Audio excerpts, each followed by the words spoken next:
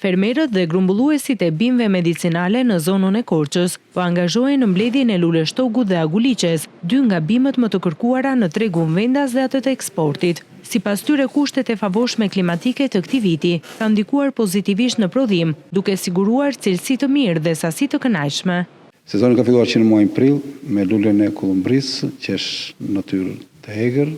Pastaj kemi filluar me këtë lulen e primulës ose aguliqes, siç njihet, dhe mbas saj kemi lulen e shtogut, lulen e morizit, fletën e qumshtores dhe mbas këtyre vjen dhe lulja e cianit.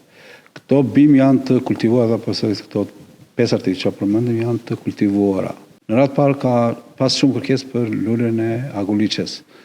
Dhe një pjesë është e kultivuar dhe kemi filluar në disa zona, në zonën e Devollit, zonën e Erseks dhe të Pogradesit, që kemi kultivuar rreth 3 hektarë. Kemi kultivuar dhe një pjesë të lules shtogut, kjo është edhe kjo më shumë është kultivuar në zonën e Devollit dhe në zonën e Ersekës, sipërfaqe që kemi kultivuar është 5 hektarë. Një tjetër zhvillim pozitiv për sektorin është investimi në teknologji për përpunimin e bimëve medicinale. Grumbulluesit kanë siguruar tashmë makineri moderne për tharjen e bimëve, të cilat mundsojnë ruajtjen më të mirë të vlerave të tyre ushqyese dhe mjekësore.